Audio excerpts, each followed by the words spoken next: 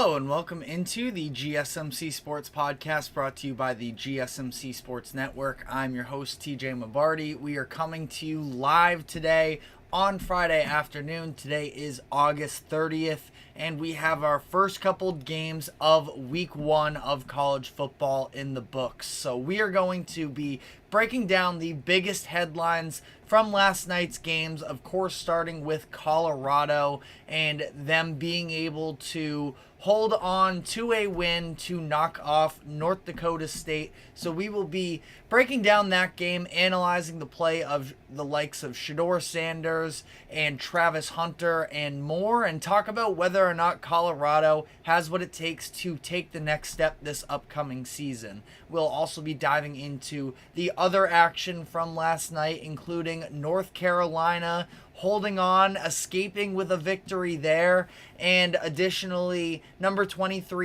NC State being able to also overcome a little bit of a slow start to pull out their game and more. So a whole lot to dive into with the college football front, but additionally, past couple days have been some big ones in terms of the contract negotiations with various NFL players and head coaches. Yesterday, we finally got a resolution on the 49ers and wide receiver Brandon Aiyuk agreeing to a new contract extension, so we'll be diving into that.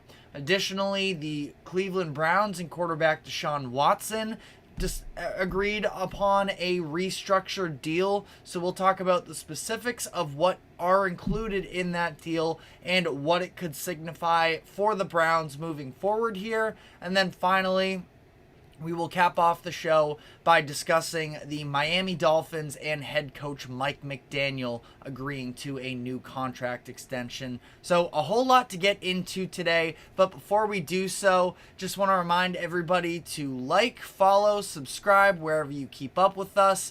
To anybody in our chat here, we would love to hear your thoughts and opinions on the latest happenings in sports, whether it's just a quick take, a burning question, or anything else in between. We want to hear what you have to say. We here at the GSMC Sports Network thrive off of the interactions with you guys, so let us know what your thoughts are. Additionally, if you would like to become a bigger part of the show, you can use the Super Chat feature on YouTube to get your comment to pop up on screen along with a tip or donation. You can do the same as well if you go to the link that is streaming across the bottom ticker. That is gsmcpodcast.net. Anything would be greatly appreciated on both fronts. We're going to start off the day by discussing Colorado's win over North Dakota State last night. This was, even though, yes, it's playing an FCS team, a very talented FCS team in North Dakota State, and a very crucial spot here for Colorado, given the fact that obviously the entire cycle since Deion Sanders has arrived in Colorado, the entire media has either been propping him up on a pedestal or desperately trying to tear him down. It's been a very loud atmosphere out of Colorado, so to see them be able to fend off, again, a very tough, scrappy North Dakota State team was a good sign for Colorado, as their first game as members of the Big 12 Conference goes down as a win.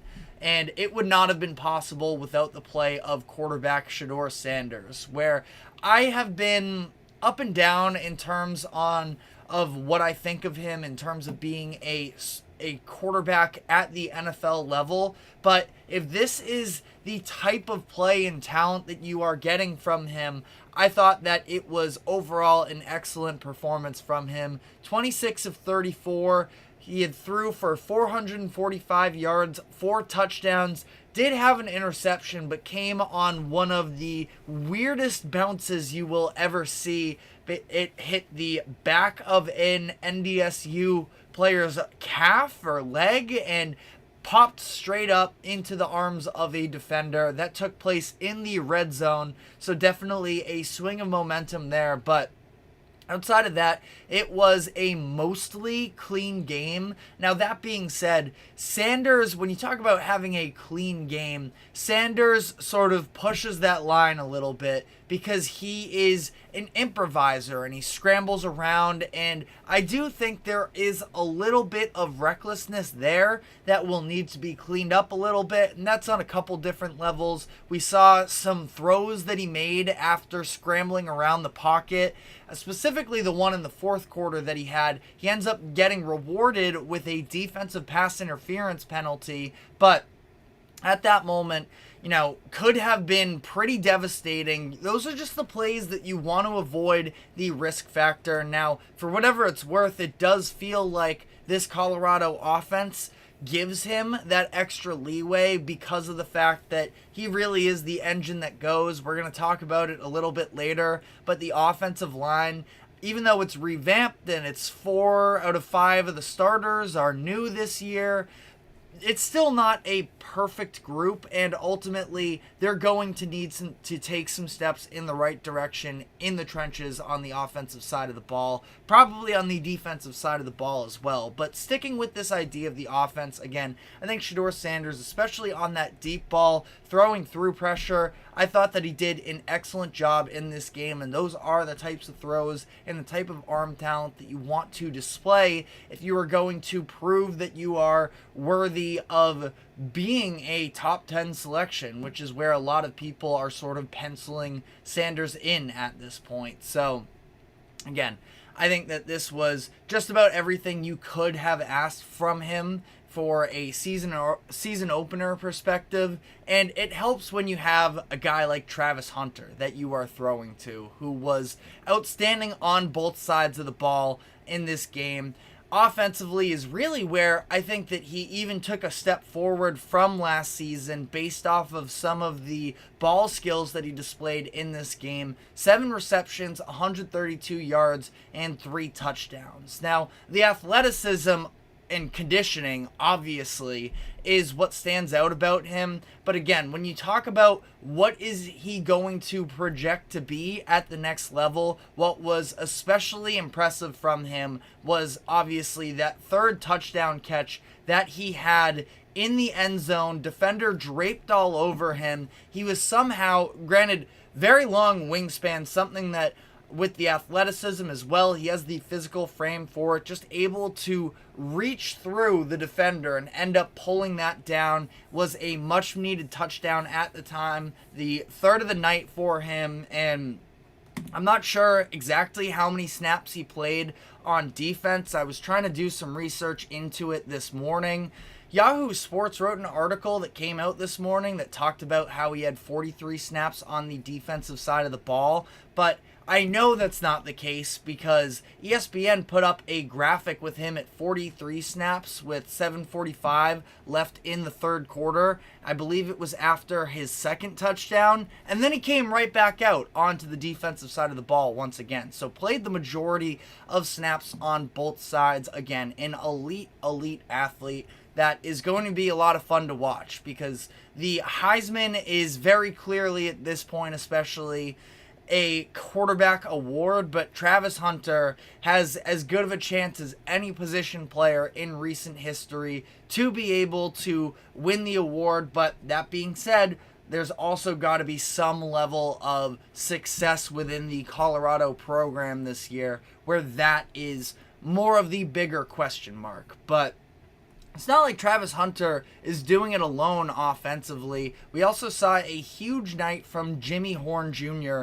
who was just running free the entire night, it felt like. 7 catches, 198 yards, and 1 touchdown for Horn in this game. Again, the speed, and that's where especially we saw a little bit of the difference from being a Power 5 school in the FBS to playing an FCS school is there is just a different level of athleticism, and that's not to take away from North Dakota State in terms of how well they played, but guys like Horn and Travis Hunter were causing problems all night. And this is going to be a very talented wide receiver core moving forward, where you have Hunter, you have Horn, but it's not just that as well. LaJohntay Webster is another name to keep an eye on that a lot of people are anticipating that he is going to be a big part of this offense, a transfer from FAU, and somebody who still made somewhat of a presence in this game. I believe it was 5 catches and, a good 50-something yards. But Jimmy Horn and Travis Hunter were really the ones that stood out in this game in particular. But again, it's a pretty decently deep wide receiver core there. But then when you look at the defensive side of the ball, now, of course, give flowers to North Dakota State for coming out and executing on the offensive side of the ball. Their quarterback, Cam Miller, was very impressive in my opinion. 18 of 22, 277 yards, 1 passing touchdown, 81 rush yards, and 2 rushing touchdowns as well. He was very excellent, and I thought that there was definitely a conversation online with fans about them and the 2 quarterback approach, because as much as Cam Miller was shining for them, a handful of times they went to Cole Payton to try and provide a different look. I really didn't love it. I understand that you want to have these different wrinkles to throw in there, and they said from the beginning of the broadcast that Peyton was somebody that you should anticipate seeing at some point. But I also feel like for North Dakota State, you kind of just have to read the situation, and Miller was pretty, I easily feels a little bit disrespectful to Colorado's defense in this game, but I thought he managed the game very, very well. And ultimately, if you're bringing in a run-heavy specialist for short yardage situations like they did with Peyton in the fourth quarter on that final touchdown drive where it's 4th and 1 and you bring him in to run a quarterback power, I'm cool with that. But then why leave him in? Because it was, I believe, the very next play after that you just saw he didn't really have elite pocket presence. He ends up taking a sack that they could just not afford at that point. Now, they're ultimately able to overcome that, and they end up scoring a touchdown. But taking the sack there hurts in a couple different ways, puts you behind the sticks, obviously, but also at that point, with the clock being a factor, down 2 scores, you can't afford to take those negative plays that also continue to keep the clock running. So I thought that was a little bit of a misplay from North Dakota State, but overall, their offense had a very fair amount of success against Colorado. 449 total yards of offense, 292 in the passing game, and 157 in the rush game. So ultimately, again, this was a nice showing from North Dakota State, and you have to give them credit. But that does also sort of fall back on Colorado's defense as well, which was a concern for the Buffaloes last season, and doesn't seem to, they added some players for sure to try and make an extra effort and take some steps forward on the defensive side of the ball. They go out, they get some transfers such as Preston Hodge, the cornerback. They get Deion Hayes out of the transfer from Pittsburgh. So they beefed up their defense a little bit and got some extra talent in there, but ultimately still just kind of got driven up and down on for the most part. Each of the first 4 Bison offensive drives resulted in making it to the red zone. They scored on all 4 of those drives. That's something that Colorado is going to need to lock down on if they ever want to take that next step and, ever take that next step. Obviously, I'm more so referring to this season and being able to live up to some of those expectations. Defense is definitely going to need to be better. Now, sort of a double-edged sword here. The fact that North Dakota State was so methodical with them, it led to Colorado's defense being on the field the majority of the game. Add to that the fact that Colorado's offense was moving pretty fast, so North Dakota State dominated the time of possession in the first half. That probably played some amount of a factor, but that's just the way football works sometimes. You got to make stops. You got to end drives. North Dakota State, I believe they were 7 of 13 or 7 of 13, I think it was, or 7 of 11 on third down conversions. Just can't really have that if you are Colorado. Now, ultimately, rounding this out here, how convincing of a win was this for Deion Sanders and Colorado? Overall, I mean, it's hard for me to get extremely excited about beating an FCS team, and as much credit as I am trying to, reinstill and that NDSU deserves, their flowers for the way that they came out and stepped up to the challenge in this game. Did end up covering the spread for whatever it's worth. Colorado was 10.5 point favorites and ultimately results in a 5-point game. I do think that, Colorado, you can kind of have to temper your excitement with this game, and if it's something that they continue to build on, that's great, but there were definitely some real red flags. I talked about the defense. Another huge part of this game to me was the lack of a running game. Colorado's offense accounted for 504 yards in this game, and only 59 of them were on the ground. 23 attempts, just 2.6 yards per carry. That has to be better. Dallin Hayden was the lead back in this game, but he was bottled up for the most part. Ultimately, you look at the end of the game as well, a lot of people talking about the play calling decisions for Colorado on that final drive, which is fair because it was pretty much all through the air, and it actually left open a very slight window for North Dakota State to be able to walk this game off. They end up completing the Hail Mary at the end of the game, but stuffed a few yards short. But that was only possible because of the fact that Colorado didn't do a great job of killing clock. And Deion talked about it after the game, talking about, the way you run out clock is getting first downs, and that's what we aim to do. But ultimately, I mean, it was a third down throw that was pretty reckless from Sheduer Sanders that I thought that the Buffaloes kind of lucked out a little bit with the defensive pass interference. Maybe I'm being overly critical. I thought the defender did a pretty good job of trying to turn his head around. But, either way, they get the first down off of a pass interference call. And even then, they don't trust their run game to run the clock out. And that's something that's going to need to be better because you have to be able to run the football if you are consistently going to be able to close out games. And that's not what we saw from this Colorado offense last night at any point. And again, I thought it was pretty indicative. You can absolutely get on the coaches for the play calling there on that final drive. I will 100% hear you out. I do think that they deserve some blame there, but I feel like if you look a little bit behind the scenes there, it's probably a bigger statement on they don't have confidence in that run game. And that's, again, Sheduer Sanders is excellent. You have a deep wide receiver room with tons of talent that you're going to be able to mix and match sort of who the number one target is. Probably, I mean, it's going to be Hunter for the most part. But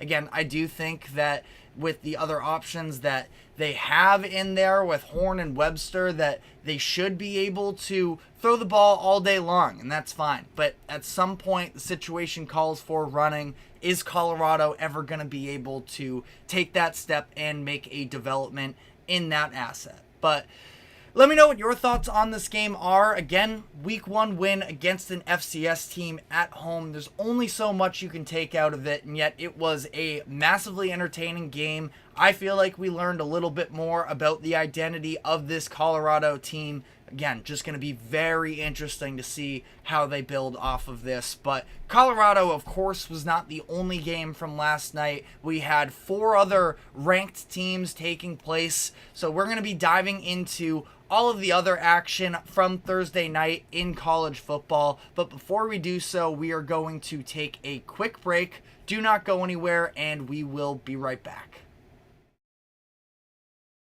I feel like I'm losing my mind. Is everybody in the world blind? Please, Lord, give me a sign, a sign.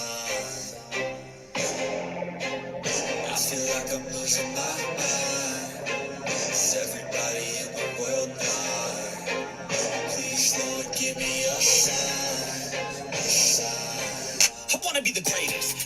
impatient. I look around and feel like everybody is the fakest. I make this every day and I'm impatient, hoping one day I blow up from the basement. Statement, the top is so vacant. I don't hear shit that I think is amazing. Waiting for my day when I'm playing sold out shows for 1,000 faces. Hey, give me that crown, get in my way and to be put down. It ain't your place, all this my town. If I want that shit, then I'll get it right now. I'm losing it, the noose it fits some moose and shit. A stupid myth, you choose to live or choose to dip. You choose to fight or lose your grip and lose a gift. Oh, I feel like I'm losing my mind. Is everybody in the world blind?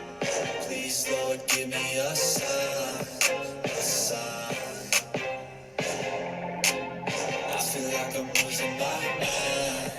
Is everybody in the world blind? Welcome back into the GSMC Sports Podcast as we continue to break down the college football games from Thursday night. If you are just joining us now and you missed out on the Colorado breakdown, definitely go back and check that one out. But again, we spent enough time on that game in particular. I want to go a little bit wider range here, and I want to start with North Carolina versus Minnesota. And what we talked about this yesterday, two Power 5 teams that are going through different shifts in terms of a rebuild of sorts. North Carolina down their starting quarterback, of course, Drake May being drafted to the NFL.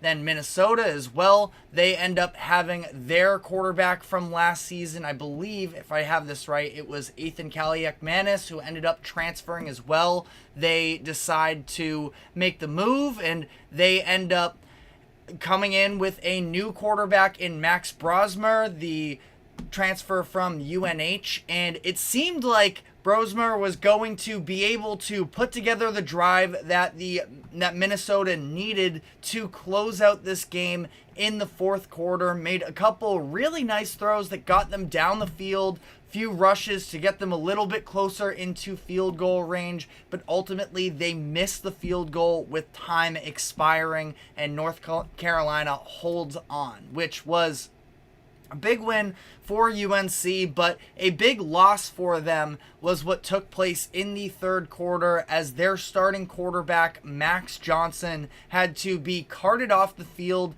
with a hip injury. It seemed like it was a little bit more lower leg when the play took place at first. Looked pretty gruesome and definitely still, hopes and prayers out to him, but looked like a pretty rough injury. Ultimately, they do classify it as a hip injury, and it's still TBD on whether or not he will be able to make a return for them. But again, not really sure how that's all going to play out with them. Ultimately, again, status up in the air. Now, this is a good running team in UNC, and ultimately they were able to bring in a quarterback at least that plays into that same identity where once he goes down, Connor Harrell takes over for them, and the passing game really wasn't part of their strategy down the stretch there. Harrell, I believe he is a sophomore, so you have some youth experience there.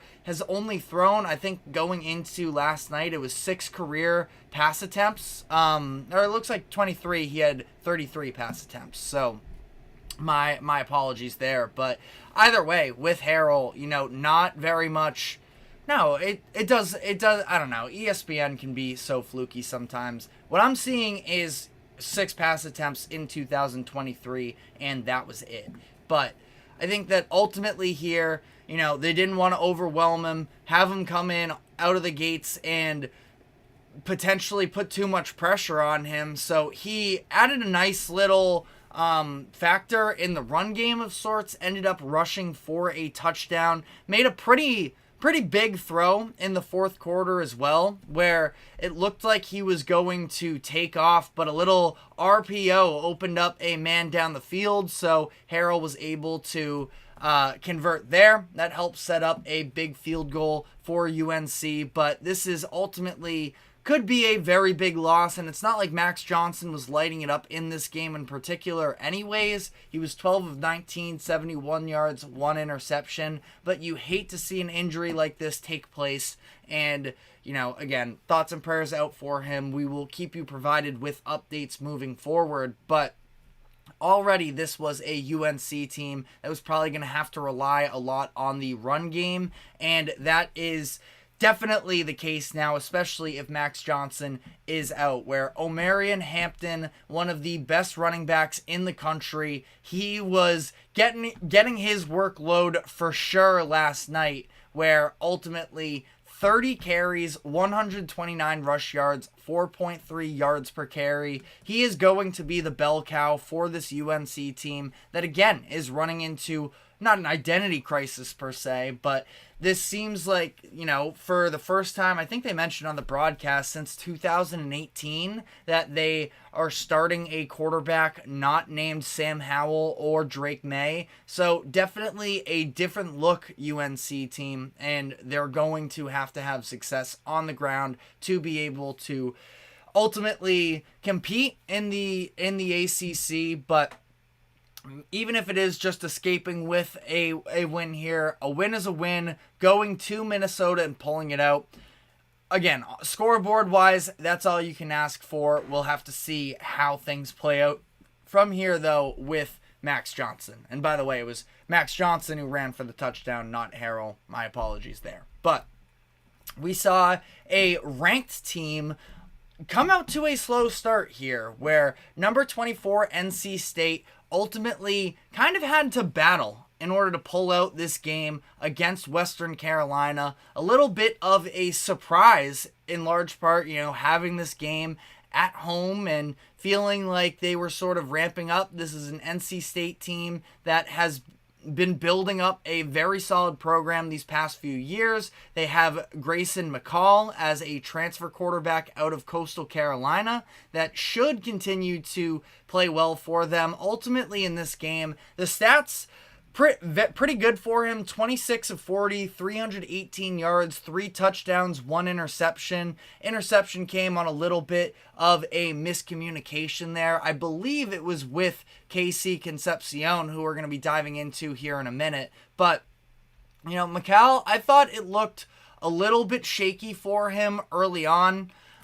This was a game that It took him a little bit of time to work into it. Even when he was completing passes, the precision was something that was not quite up to the standard that we saw when he was at Coastal Carolina. But ultimately, I think that that's more of a positive, where I can't imagine that just disappeared on him. Maybe it was the nerves of playing for a Power 5 school. Who knows? But ultimately, he settled into the game and helped to take over in the second half. So even when things were struggling for NC State, ultimately they were still leading just about the entire way. And a couple mistakes, the interception, some getting stopped on 4th and shorts hurt them, but they end up pulling away pretty convincingly. And like I mentioned, KC Concepcion going to be, one of the top wide receivers in college football this season. He was special once again in this game. 9 catches, 121 yards, 3 touchdowns. They love to just get the ball in his hands. You could see with them those little jet sweep passes. I don't know the exact terminology for them. Just get him out in space and see what he can do. He can create, and he definitely was special in this game. And it will be very interesting to see that growing connection between him and McCall moving forward for NC State. And ultimately as well, just kind of a random note as well, was the fact that this game started just about as poorly as it could have. Almost great and then poor, where each of Western Carolina's first 2 passes were almost intercepted. It was Caden Fordham on the first one, just sort of slipped through his hands. Aiden White on the standout cornerback for NC State, couldn't bring it down in a tip drill. But then just a few plays later, Caden Fordham gets in encroachment and then gets ejected with targeting. So again, not the start that NC State was hoping for out of the gates, but now that they're settled into the season a little bit, hopefully they can clean some of those things up. But next up, we have Howard versus Rutgers. We'll be pretty quick here on this game. Rutgers is just a team that I am sort of intrigued in from afar. And ultimately, I mean, this was a good game for the first half, where I believe Rutgers led, I can double check here, but it was just 17-7 at halftime. It took the offensive line, I thought, a little bit of time to fully settle in, especially in the run game in particular. But once they got going, the doors were just wide open for running back Kyle Monangai. He, I believe, led the Big Ten in rush yards last season and did a very good job of reinserting himself into, the eyes of the public. 19 carries, 165 yards, and 1 touchdown. He was special in this game. And ultimately, could have gone more if it weren't for the fact that Rutgers was starting to pull away with this game. But ultimately, a very impressive performance from him. I also want to give a little bit of a shout out here to DJ Jabome, who is expected to take on a bigger role with this Rutgers defense. He was flying all over the place, 14 tackles, 5 solo tackles in this game. Just maybe maybe a player to keep an eye on. But sort of rounding out the results from last night, just some scores from some of the, bigger games. Again, wasn't an incredible slate. It was Thursday night. It's week 1. Typically, we see a lot of blowouts here. We did see 3 other ranked teams play. Number 11, Missouri versus Murray State. They win 51-0. And in that game, Luther Burden, one of the top wide receivers in the NFL, expected to probably be a top, or in college football, probably expected to be a top 10 pick in the NFL draft next year. He sort of reintroduced himself to the country as well, scoring the first touchdown of the season for the Tigers. He didn't get a ton of chances overall, so it's not like it was this unbelievable stat line, but was a really nice play for him to score there, where he makes the corner miss, and he was sort of high-stepping his way into the end zone. Again, just to remind everyone the type of talent that he is. And then additionally, Toriano Pride Jr., big transfer for Missouri, coming from Clemson. He made an impact on this game, scoring a pick 6 in the first quarter to help out that Missouri defense. We know the firepower on offense with Luther Burden and Brady Cook, but Pride could be somebody who makes a real impact on this Missouri defense moving forward. Number 12, Utah, they end up beating up on Southern Utah 49-0. I didn't get a chance to watch this game, but I mentioned my interest in Cam Rising this season. 10 of 15, 254 yards, and 5 touchdowns. So pretty impressive stuff there. And then name to sort of take out of that as well, as I go back into second watch here, but Deion Stanley, the sophomore running back, 9 touches, 184 yards, and 2 touchdowns. Majority of his damage coming in the passing game, but will be interesting to see as well, once Utah sort of needs to start winning in the trenches more, what impact he could possibly have there. And then finally, number 22, Kansas versus Linderwood. They win 48-3. Running back Devin Neal with a nice season debut. Another one of those top running backs in the country. He only played in the first half. Still 8 carries, 112 yards, and 2 touchdowns. Now, very quick as well, because I didn't get to watch most of this game as well. But Jalen Daniels, fine stat line, maybe slightly underwhelming. 9 of 15, 148 yards, 1 touchdown, 1 interception. But it was really just that 1 interception that makes it look worse than it is. Came on a miscommunication between him and wide receiver Luke Grimm. Grimm ended up turning out a very good game. So, I mean, ultimately, you take that one play out of it, and I do think that ultimately Jalen Daniels had a fine game. I mean, Lance Leipold credited him and said that Daniels played very well. So ultimately, again, an interception. You don't love seeing that on the stat line, but some of those miscommunication interceptions more than anything, like we talked about earlier, it was during the NC State game. Sometimes those types of plays can just happen, and that happened between McCall and Concepcion. It happens with Kansas between Jalen Daniels and Luke Grimm.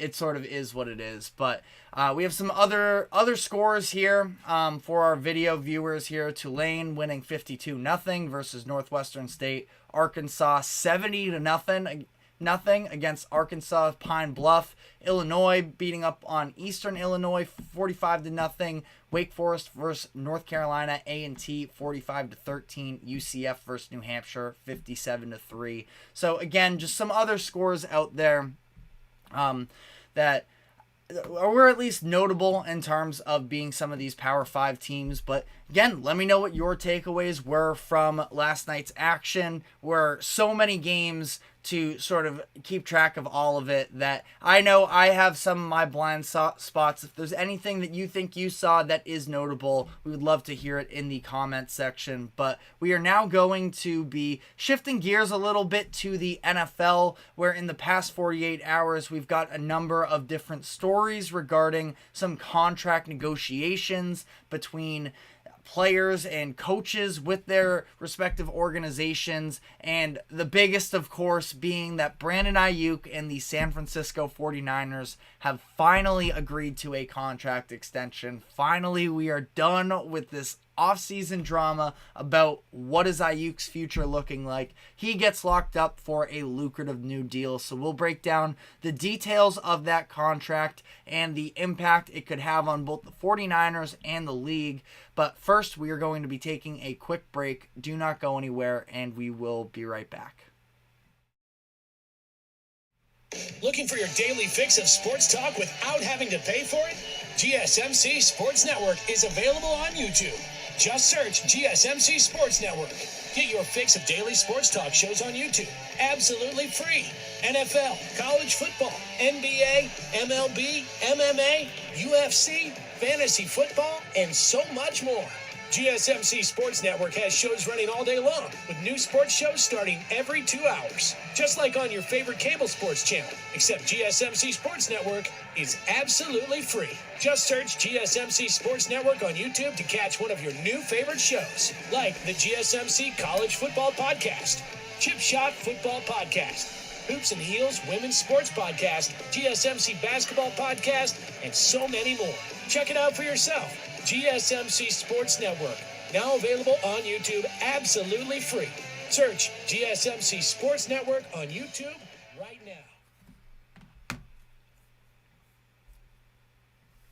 Welcome back into the GSMC Sports Podcast, as we are now going to be diving into some of these contracts that have been handed out in the NFL these past few days, starting with yesterday, the San Francisco 49ers and wide receiver Brandon Aiyuk finally coming to terms after what has been such a noisy offseason in regards to the drama taking place. Brandon Aiyuk talking about the Washington Commanders, talking to Jaden Daniels, telling him that the 49ers don't want him. We can finally leave all of that in the rearview mirror, thank God, and we ultimately see Brandon Aiyuk get paid, which is obviously a big win for him. It is a 4-year deal worth, I believe it is $120 million, excuse me. And it makes him one of the highest paid wide receivers in the NFL. He is 5th in terms of average annual value.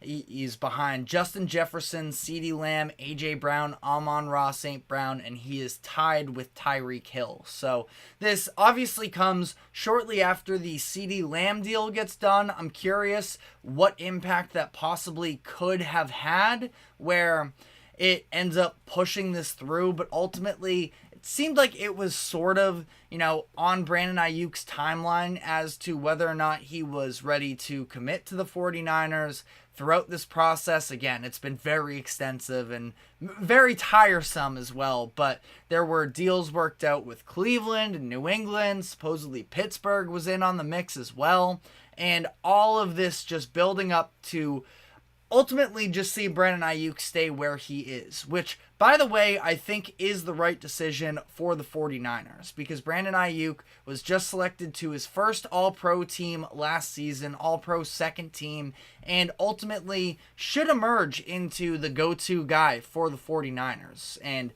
part of the reason I say that is because of the fact that it now does feel like Deebo Samuel's days in San Francisco could very much be limited. And Deebo is an excellent player. But ultimately, when you're talking about where things stand right now with the 49ers having Aiyuk, 26 years old, continuing to improve season after season, Deebo is one of the best wide receivers in the NFL, and I don't know if he always gets credit for that. But that being said, injuries have definitely played a role in Deebo's overall availability and ultimately his value from a who do we want to pay long-term perspective. And it seems like Deebo is about to play his age 28 season, and then he no longer after that has any fully guaranteed seasons left on his deal. Now, in 2025, the 49ers can bring him back for what seems like a pretty reasonable contract, but at the same time, who knows how this works out, because the Brock Purdy contract is coming, and ultimately the 49ers have a lot of bills to pay. So at that rate, I do feel like we're probably going to see one more season of Deebo Samuel, at least in San Francisco. This is a Super Bowl contending season, and I know the history of teams losing the Super Bowl to come back and win it the next year. It's not a very extensive list. Tom Brady is the only player, Tom Brady and the Patriots are the only team to make it back to a Super Bowl the year after losing in the 21st century, and that was after they lost to the Eagles in 2017. They end up winning in 2018. So a very tall task for San Francisco, but I do think that there are a lot of things going in their favor. I do still believe that they are the best roster in the NFC. And I think that ultimately as well, they don't have an elite level of competition either. So I think that ultimately they are going to have another excellent chance to run this thing back. But after that, where does this go? I think that this is probably the last season we see the 49ers as currently constructed. Now, I haven't been able to find any details on the exact breakup of this contract in terms of how it's broken up year by year. From what it sounds like, this is a little bit more of a front-loaded deal, meaning that once Brock Purdy's contract kicks in, Aiyuk will already have made the biggest amounts of money in those first couple years. Again, that's speculation, but something to at least consider there. Would probably be beneficial for the 49ers if that does happen to be the case. But we'll have to see how all of this plays out for San Francisco, and we'll have to see what kind of effect it has on the rest of the league as well, because we just saw CeeDee Lamb get paid. That was one of the big holdouts. Now Brandon Aiyuk is the next domino to fall, again, finally. But that sort of leaves us with Ja'Marr Chase, who is the last remaining star wide receiver that has yet to be paid this offseason. And this is coming off Aiyuk getting his $120 million deal, him becoming the fifth wide receiver this offseason alone to make it to the $100 million mark, where it was Justin Jefferson, CeeDee Lamb, it was A.J. Brown, I believe, it was Amon-Ra, and there was one other one in there as well, might have been Tyreek Hill. But either way, again, this has been a very high spending offseason in terms of wide receivers, and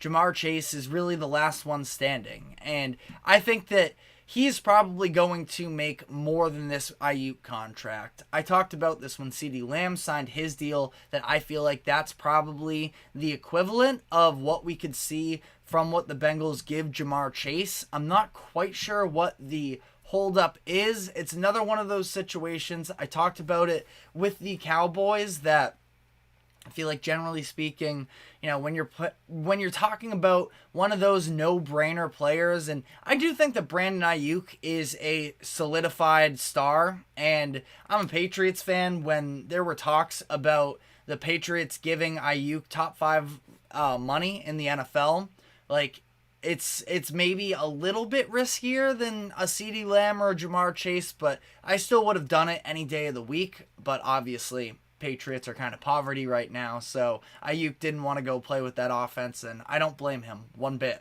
But that being said, Brandon Aiyuk, there's at least some circumstances with him that he hasn't necessarily fully proven himself as the number one option in an offense. That's what Jamar Chase is. That's what CeeDee Lamb is. So CeeDee signed a 4-year, I think it was $136 million deal. And that's around the realm of what I'm expecting Jamar Chase to go out and get. I do think that he will get paid this offseason. There was obviously, this feels like a year ago now, but at the very beginning of the offseason, all of the drama that occurred with T. Higgins, the fact that they franchise tagged him and couldn't come to an agreement on how much he was going to be paid, that led to, a fair amount of drama. But ultimately, he's going to be back for this season. I think it's going to be the 1 year with T. Higgins, and then they move on from him because they're going to be paying Joe Burrow soon enough, over $50 million a year.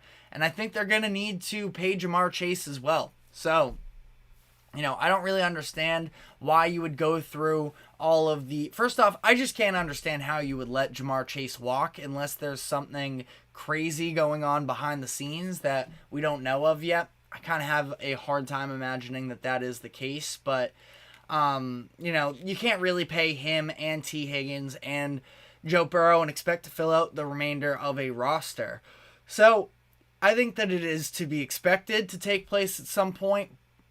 Chase still has, I believe, 2 years left on his contract, including the 5th-year option. So it's not really like the Bengals need to be in a rush, but at this point, I don't see any reason why they would wait any longer for the risk of, if you're going to wait till next offseason, another big-time contract is going to get paid out, and that's only going to up the market there. So I think that ultimately two sides will come to an agreement, but we will have to see. But to sort of wrap this up, bringing it back to the 49ers, this was a deal that, they still don't have all of the answers yet. Trent Williams, their all-pro offensive tackle, is still holding out of practice, so they're going to need to resolve that.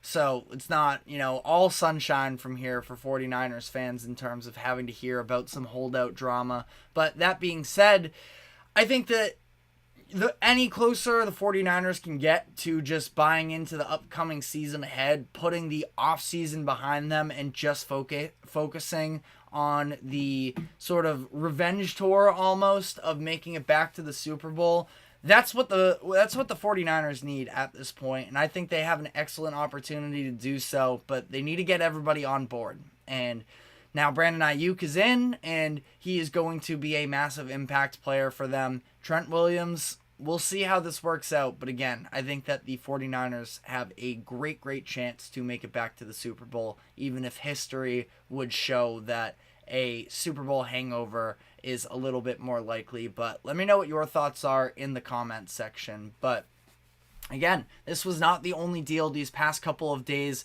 to pan out, where we also saw a couple days ago the Cleveland Browns and quarterback Deshaun Watson agree on a contract restructure that has some interesting notes as to what the long-term future of Watson with the Browns is. So we will be diving into all of that, but first we are going to be taking a quick break. Do not go anywhere. We will be right back.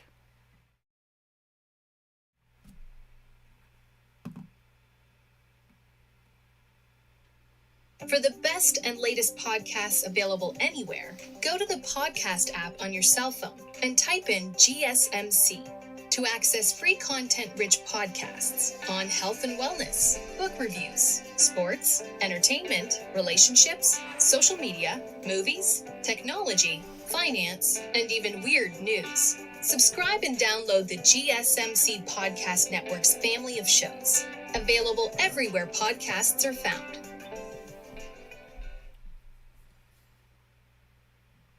Welcome back into the GSMC Sports Podcast, as we are now going to be diving into the story that the Cleveland Browns and quarterback Deshaun Watson have agreed to a contract restructure that shakes things up a little bit in terms of what the future of Watson in Cleveland could look like, or at least what the public perception has been versus what may actually occur. So we actually talked about Deshaun Watson earlier this week.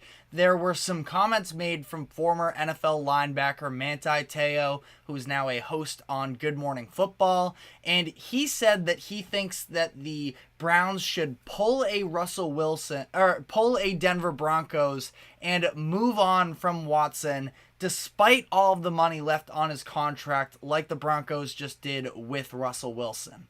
And I pushed back on that, saying that, yeah, in theory, it shouldn't mean all that much in terms of impacting the actual structure of your team, that you have all of this dead cap money, but hopefully you can just sort of start from scratch and start over. Well, the difference with the Browns is the Browns are actually a very good team overall, and they're coming off of a historically good season from their defense. They have a number of pretty good offensive players as well. We'll see what version of Nick Chubb we get. I believe he is starting the season on the physically unable to perform list, so he's going to be out for at least the first 4 weeks of the year. But, once he comes back, you have some good receiving threats as well. Amari Cooper, Jerry Jeudy, and David Njoku.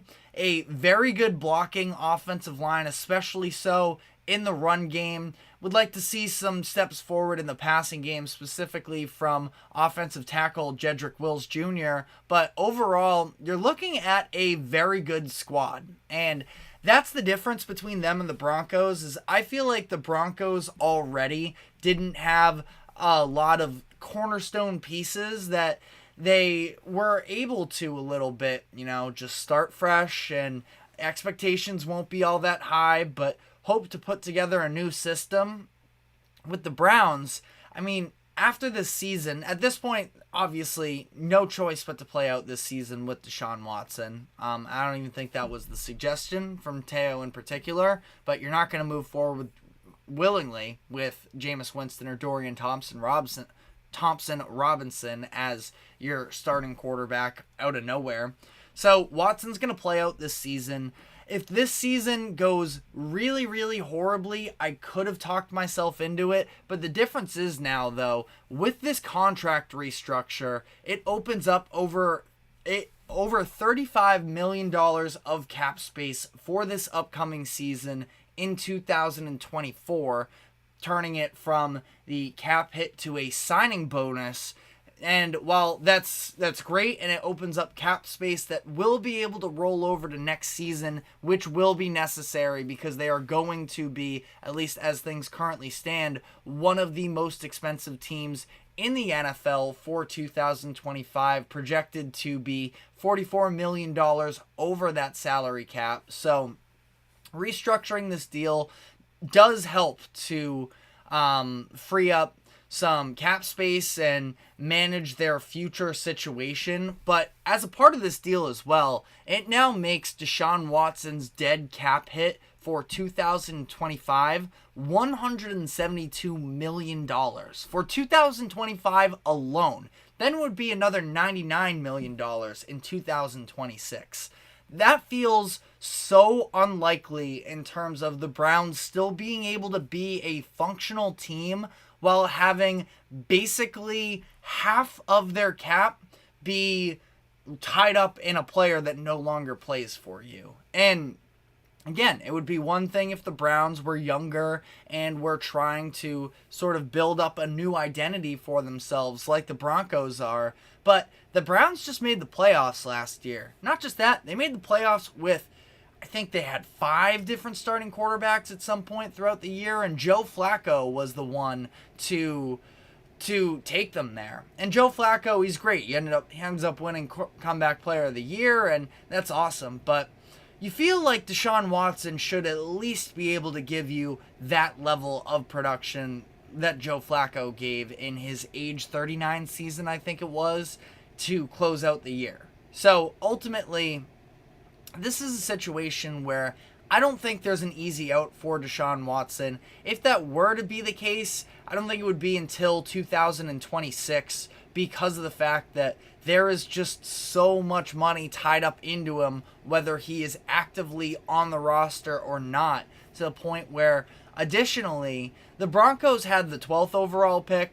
They took the 6th quarterback off the board because this was obviously a weird year in terms of being offense heavy, and it was a record 6 quarterbacks taken in the first 12 picks. But, generally speaking, they were still up towards the top of the NFL draft. The Browns don't expect to be in that range whatsoever. Now, if they somehow end up falling apart this season, which, again, with that defense just existing, I really don't think is possible. But let's say hypothetically the Browns end up picking in the top 7 or so. I'm all for, yeah, sure, you can go take the quarterback, but even then, I think it's really hard to muster up. Again, $172 million in dead cap is just something that you really can't overcome. You're not going to have a team outside of that, and it's going to be all wrapped up in this one player that's not even available for you. I just don't think that it's an option. And, in a perfect world, they could just, make that contract disappear, but that's not where we're at right now. And also, again, like I talked about, I think they have a good roster. I do feel like with the defense specifically and with some of the pieces offensively, they should be able to compete with just about anybody. They need the consistency from the quarterback spot, and they most certainly have not gotten that out of Deshaun Watson since trading for him. It's been 4 years now since we've seen him play at an elite level. Feels less and less likely by the day that we are going to see him return to that. But we talked about this earlier in the week as well, that his last 2 starts last season in weeks, I think it was 7 and 8, or it was 8 and 9, against the Cardinals and the Ravens, were 2 of Deshaun Watson's better performances. And again, in case you missed that episode, I understand that the pure stats against the Ravens in that game weren't necessarily great, but he played excellent down the stretch of that game in the second half, perfect completion percentage, and ultimately led a double-digit or a 2-score comeback in the fourth quarter, even despite some adversity there with a missed kick along the way that required them to score 3 times. So, ultimately, I think that the Browns are going to be in a position this year where they're in the AFC North. The Ravens are always going to be a tough out, and they are, until anybody proves otherwise, going to be the king of that division. But the Bengals should also be back once again, with Joe Burrow hopefully being healthy for the entirety of the season, and they are going to need to, it's great that you can lean on your defense a little bit, but that's why I thought that Ravens game last year was so impressive, because that was a game in which they won with both teams scoring over 30 points, and you get a defensive touchdown in that second half as well to help add to the scoring if you're Cleveland. But they can't just win based off of defense. They're going to need to take steps forward on offense. And again, I think they're tied into this Deshaun Watson experiment at least until 2026 and probably until 2027. So I understand that he's not somebody that anybody's ever really rooting for, generally speaking, because of some of the off-the-field stuff as well. But if you're a Browns fan, I mean, the only way to go about this, in my opinion, is to root for Deshaun Watson to figure it out.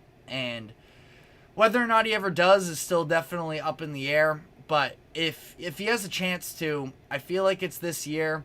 And I don't know. I don't know how I feel about it. The Browns are going to be competitive, 100%. But until Deshaun Watson fully proves to everybody that he is still the player that got him this massive contract extension, plus a number of draft picks as well, because that's what his value was. To be fair, they made that trade after knowing some of the off-the-field stuff was going on. So even then, it felt like the Browns overpaid for Deshaun Watson. Not to mention, it also sent out a pretty bad message given everything that was going on. But either way, this is where we're at with them. And again, I do think that the Browns have a chance to win this division and be competitive with just about any team in the NFL. But eventually Deshaun Watson's going to have to sort of return to form if this is going to be anything other than a failed experiment. And our host of the GSMC football podcast, Kenneth Grunfelder, mentioned earlier in a meeting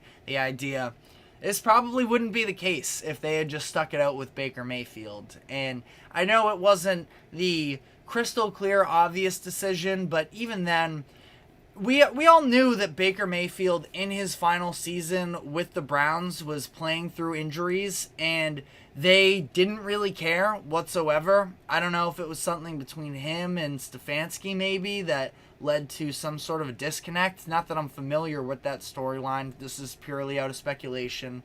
But in 2021, again, they had him playing through injuries. Ultimately, it was a bad season. And then, again, you pay a boatload of money to a player that you know is going to miss time for a serious accusation and suspension.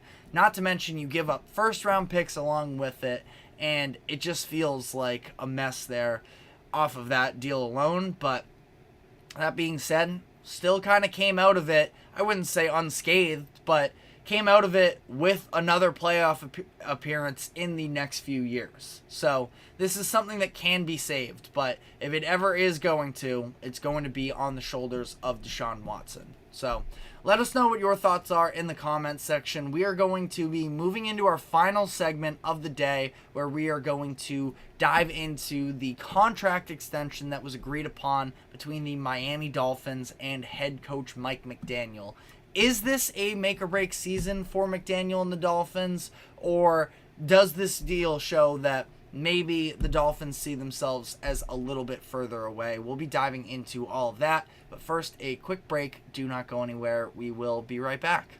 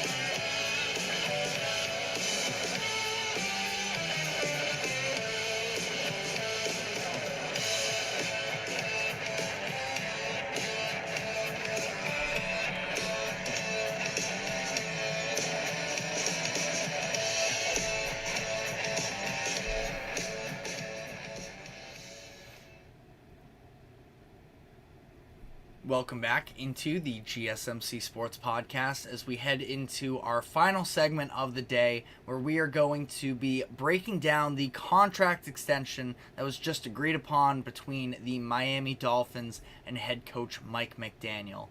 This is a move that came a little bit out of nowhere given that we are 1 week until the start of the 2024 season, but at the same time, everything with Mike McDaniel, I would argue, up to this point, since joining Miami, has been very positive, where he has led this Dolphins team that seemed to be a little bit in turmoil, still a talented roster by the time he took over. You know, when Brian Flores was in Miami, and obviously all the stuff that's come out over the past couple weeks about his relationship with quarterback Tua Tagovailoa, I understand. Definitely a little bit messy there, but it was a talented roster, and McDaniel has stepped in and taken it to another level. It's not like he inherited a disaster, but he definitely inherited a quarterback in Tua that was a little bit in shambles from a confidence perspective and seemed like he could be on his way out of the league to some degree, throwing for, I believe it was under 200 yards per game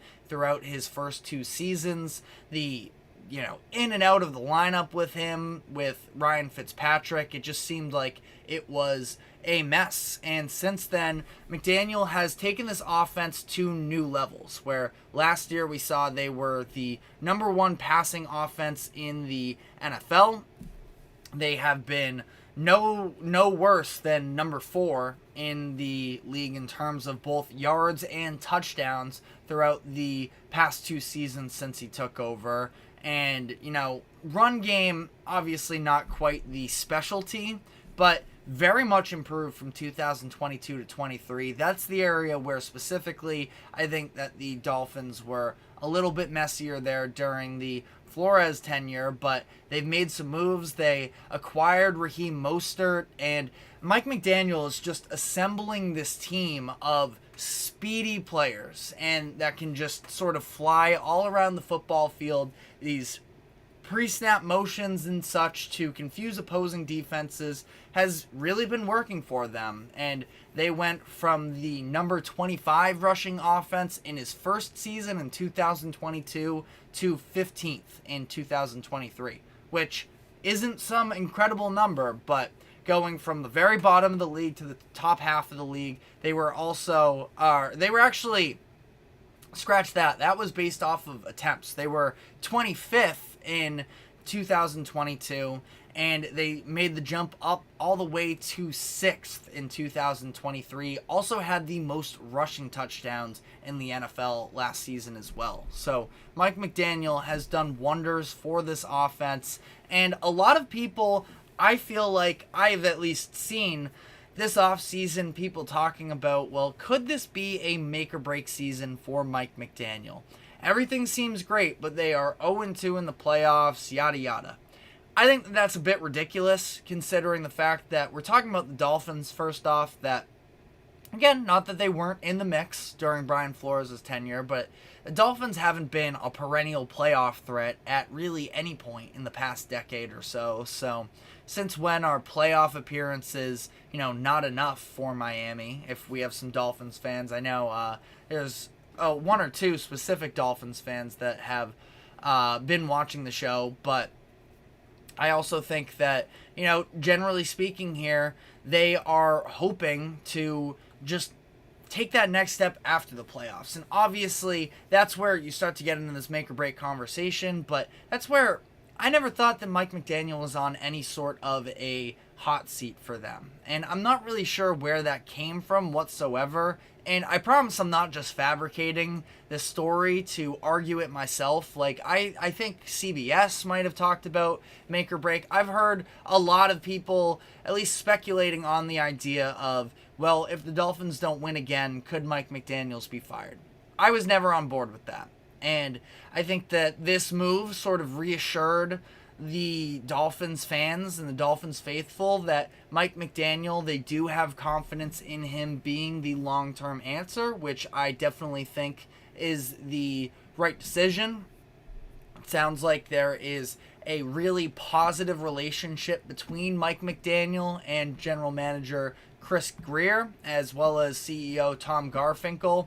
These are all people that need to work alongside one another, because like I mentioned, I sort of gave McDaniel credit for building this team of speedsters, but that also requires understanding from the head coach and the general manager as to what is the vision of this team. And it seems like they're lockstep a little bit in terms of finding a way to, be on the same page and build what has been a very successful roster for them. Number 1 in total yards per game last season from their offense. Number 1 in pass yards per game. And like we just mentioned as well, 6th in rushing yards per game. And I don't love Tua as a quarterback. I think he's a fine quarterback. I would have pushed back a little bit myself in terms of giving him the contract that was dealt out this past season, 4 years, $212.4 million, the extension that they agreed upon about a month or so ago. That I don't love that deal necessarily, but without a doubt, I mean, Tua has taken massive strides under McDaniel these past couple seasons, and the thought process is that McDaniel can continue to unlock him. We'll see about that. I think that the big thing, I feel like weather is such an overrated storyline sometimes of, oh, well, they play in Florida. They aren't a cold weather team.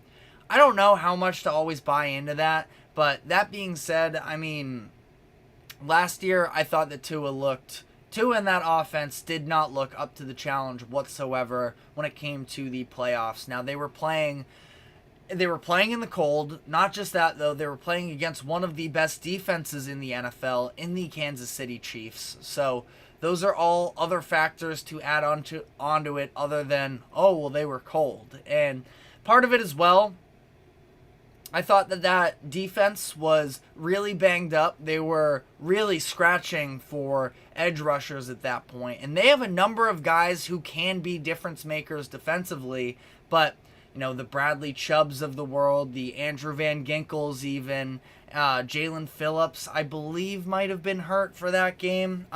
Feel free to correct me in the comments section if I'm off base on that one. But, I mean, they were getting pretty deep into that depth chart to try and apply pressure on, of all people, Patrick Mahomes. So, I mean, McDaniel, sure, he's 0-2 in the playoffs, but again, injuries, cold weather, Kansas City Chiefs who go on to win the Super Bowl. That's one of the years. The other year, they play the Buffalo Bills. They have Skylar Thompson starting at quarterback for them. They were actually semi-competitive in the game. So, no, by no means am I worried of, can Mike McDaniel get it done in the big game? I feel like that is such a premature take.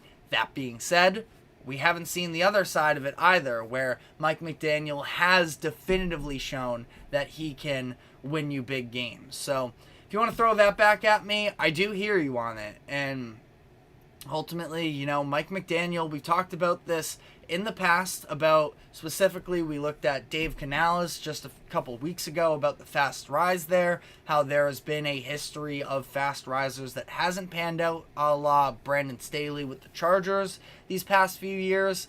Mike McDaniel is also a very fast rising name in the NFL, where he was an offensive coordinator for just one season in San Francisco in 2021 before getting the Miami job in 2022.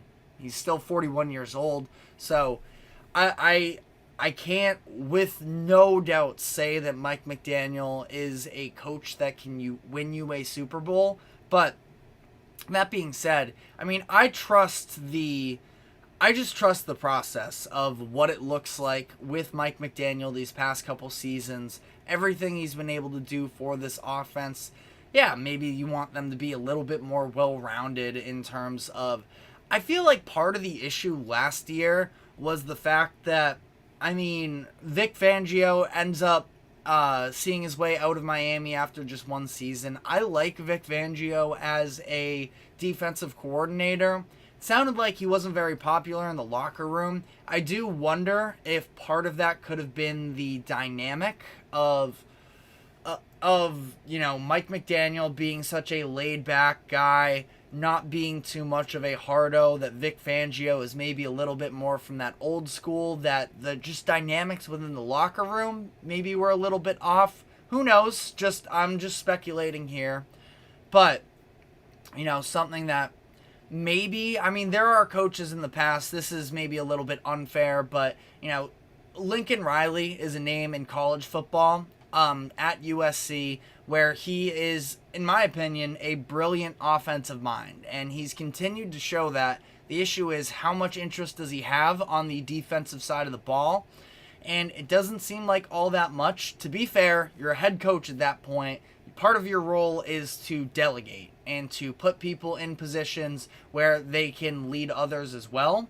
So, I wonder if there is any sort of a comparison that can be made to Mike McDaniel of, does he care enough about defense? I haven't seen anything that really concerns me all too much about whether or not this defense is committed enough as a whole. I mean, when you look at some of the numbers last year, definitely need to be better against the pass. They were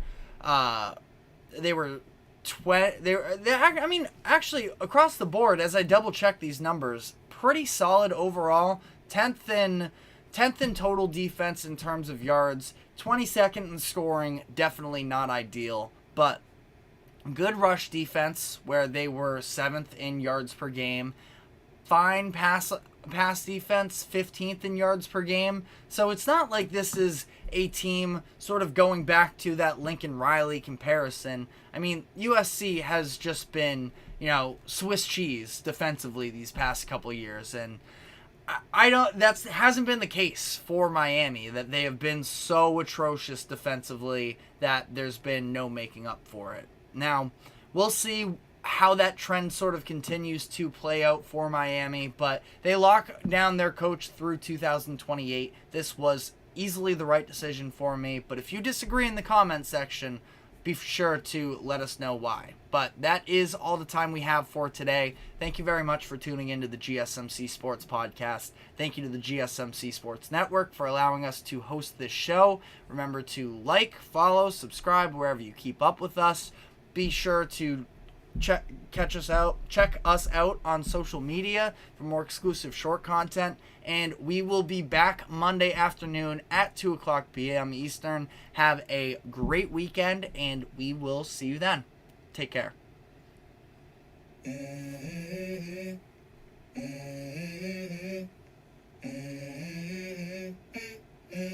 Let's go. I wake up to a little bit of drool on my pillow, feel like it's gonna be a bad day. Yeah, I'm tired of shit, and the coffee ain't hit yet, damn, ain't that